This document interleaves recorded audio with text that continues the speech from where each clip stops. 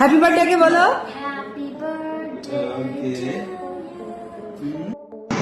কিছুক্ষণ আগে ছেলের জয়কে নিয়ে আবেগে ভেঙে পড়লেন সাকিব খান। যা বললেন তা মুহূর্তেই ভাইরাল সোশ্যাল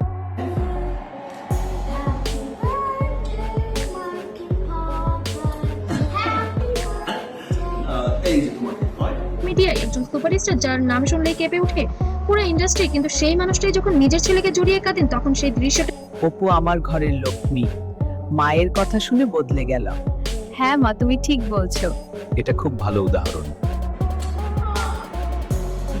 তুমি পাপাকে খাইয়ে দাও। অ্যান্সারই বলবো, সেটা ছেলে অথবা মেয়ে হোক, নিজের কনফিডেন্সটা ইম্পর্টেন্ট। আপনি কি কাজ করছেন, আপনি কতদূর কাজ করতে আর শুধু খবর থাকে না, হয়ে যায় একটা অনুভূতি। আজ আমরা কথা বলবো সাকিব খান এবং তার ছেলে আব্রাহাম খান জয়কে নিয়ে। সম্পূর্ণ ভিডিওটি শেষ পর্যন্ত পারবেন এবং আপনার কাজটা মানুষ কিভাবে দেখছে। সো ওই জায়গা থেকে নেগেটিভিটি যদি আমাকে টাচ করতে পারতো তাহলে তো আমি এগিয়ে যেতে পারবো না। কারণ শেষ মুহূর্তে আপনাকে কাঁদতে বাধ্য হবে এমন কিছু মুহূর্ত ঘটে গেল তাদের জীবনে।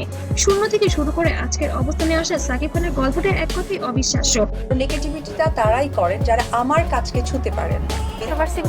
কঠোর পরিশ্রম, সংগ্রাম আর অসংখ্য হিট সিনেমা। তারকার জীবনে সবচেয়ে বড় পরিবর্তন আসে যখন তিনি বাবা হন। ছোট্ট জয়ের আগমন যেন তার জীবনে নতুন আলো নিয়ে আসে। ক্যামেরার যারা কিনা হিজাব পড়ছে, I am sorry to say, but এই ধরনের সামনে যতই শক্ত থাকুন, ছেলের সামনে তিনি একদম অন্য একটা মানুষ। জয় শুধু সাকিবের ছেলে না, সে তার জীবনের সবচেয়ে বড় শক্তি। অনেক সময় দেখা গুজব নিয়ে মিথ্যা কথা বলে ভিডিও বানাচ্ছে। So আমার মনে হয় এটা আমাদের ইসলামকে অবমাননা করা। গেছে, শুটিং এর ব্যস্ততার মাঝেও সময় বের করে ছেলের সাথে সময় কাটান তিনি।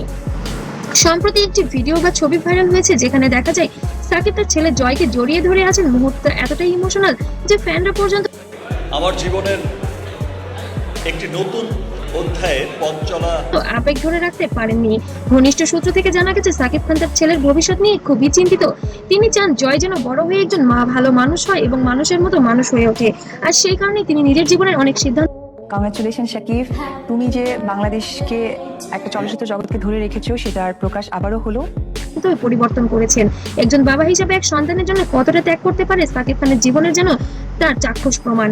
স্টারডম, গ্ল্যামার সবকিছুর বাইরে তিনি আসলে একজন সাধারণ বাবা।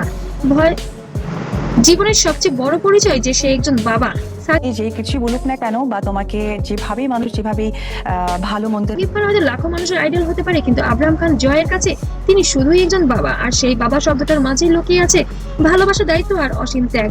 হয়তো একদিন জয় বড় হয়ে বুঝবে তার বাবার এই ভালোবাসার গভীরতা, আর সেদিন সব কষ্ট সব ত্যাগ সার্থক হয়ে যাবে।